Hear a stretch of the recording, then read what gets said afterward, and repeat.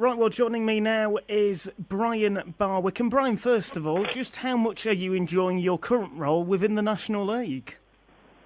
Well, it's terrific to be chairman of something that is so well loved by those that follow it and well appreciated and respected by those around the football industry is terrific. And I hope over a period of time I'll make a difference.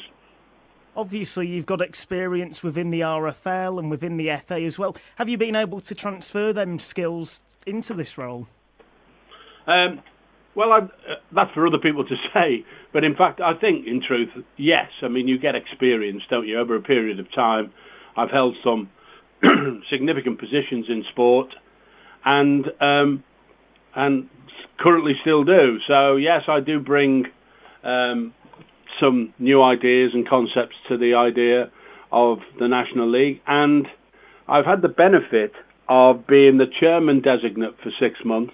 So I was able to get round the clubs and sit in on some board meetings. So when I actually started the role in June, I was pretty well up to date and up to speed with what the issues were and what the opportunities were and where I felt we could take it forward. And just how much are you enjoying the role and being a part of the non-league world? Well, it's terrific. You know, football for me is absolutely part of my DNA. I've always loved it from whenever I can remember, as far back as I can remember. So this is an important league in English football. It's full of very determined clubs and determined people behind those clubs. And I really appreciate being offered the opportunity to be the chairman. And I do think with the sort of experience I have, and of course, like you've already said, I'm already chairman of the Rugby Football League and the chairman of the Super League Europe. So being a chairman, which is a different role than being a chief executive, I'm pretty well experienced in that as well. And obviously you've been a part of the non-league world since the name change was implemented in the National League, the National League North and National League South. I mean, how have you found that name change? Has it helped bring further opportunities?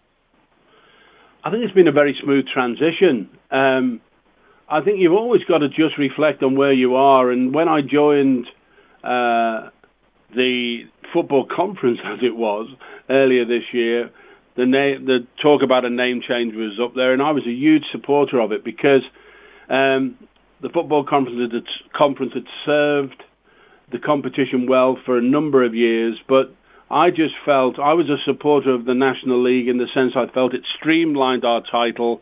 It fell into line with other leagues, and I remember watching a TV trail on BT, which was before the season started, and it said, you know, as it would, the home of the Champions League, the home of the Premier League, and the home of the National League. And it just felt right, you know, and it does feel right. And sure, I expect people occasionally trip over the name and call it by its previous name. That's perfectly reasonable and understandable. But I think the National League has a modern feel about it, and it's where I want to take the competition. I want it to be modern, dynamic, and of the moment. And of course, one of the big positives for the National League this season is the fact that live games are now on BT Sport, which again brings more exposure to the product. Yeah, live games and highlights. You know, we have our own highlights on a Sunday evening as well as the live games. So both of those products sit prettily for us.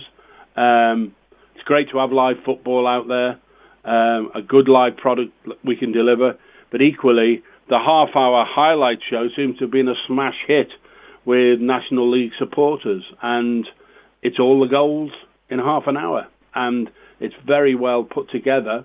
And so I'm pleased on both those elements.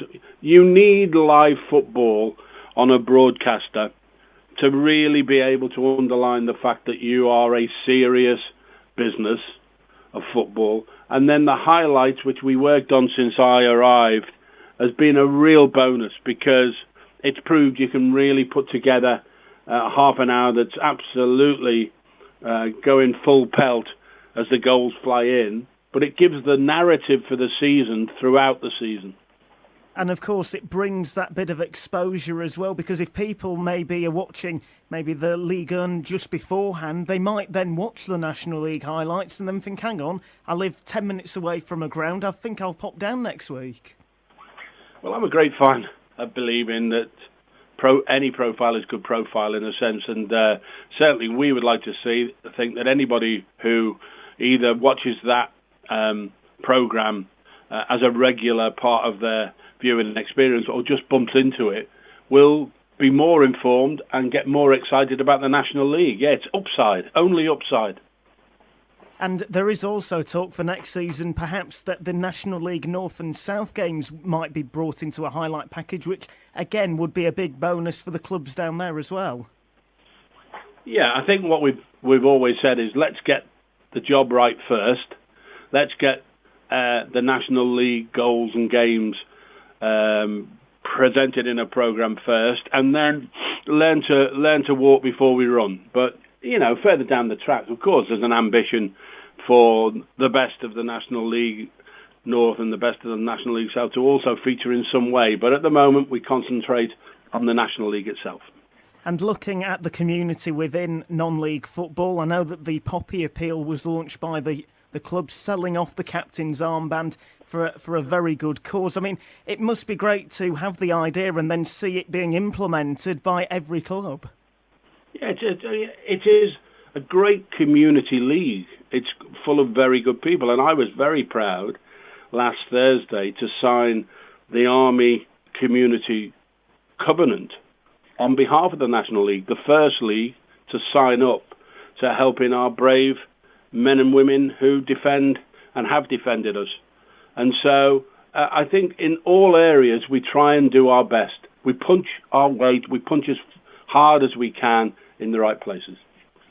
And I think that's the great thing as well. When you look at the National League table, you've got the teams that have come down from the Football League, your Cheltenhams and your Tranmere Rovers, and they're not running away with it this year. You've got Forest Green Rovers, Eastleigh, Grimsby, Braintree, all occupying playoff places. So it shows just what a competitive league the National League is. It is a competitive league, and you've always got to start. I mean, it sounds the obvious, but you've got to start on day one, and I think sometimes teams that get relegated into it take a while to feel their way into it, and you can find yourself several points behind it on that basis. I mean, the other thing that I'm pleased about is that we've been able this week to appoint a chief executive, Mike Tattersall, who's got great Football League experience and experience across sports administration, and I think that is also saying something very positive about the organisation. We have a great title sponsor in Vanarama, and hopefully good news ahead on them. And also, we are working very hard to create National League broadcasting by the start of next season, which will be a portal which hopefully will carry all the news and information across our three leagues. And it must be great to see just all the work coming together, all the plans in place, and really for it all to be very positive and helping the National League and the National League North and South grow even further. Well, I think that's the target. I mean, and that's what we should be up to. One of the things I'm going to do is sit down with Mike Tattersall later this week and start working through how and where we can continue to improve. And I'm very keen that by June of next year at the Summer Congress, we're able to launch a strategic plan for the league, because I think it's really important for us to know where we're going, and rather than making decisions piecemeal, understand where they fit into the strategy for the league. I think that's really important. And just how far do you think the league can go then? Because do you think it could get to a point where teams do, represent this league like they do with the Football League? No, well, listen, I think it can go as far as it can in terms of its hierarchy within the league. What we've got to do is try and drive more commercial revenue into it, give it a higher profile. It's entitled to feel good about itself anyway, but anything we can do to improve where we are, which is a good place actually, but anything we can do to improve it, we will, and also to understand how and where we fit into the rest of the football family, which is very important. Well, Brian, I really do appreciate your time today. Thank you for joining me. My absolute pleasure.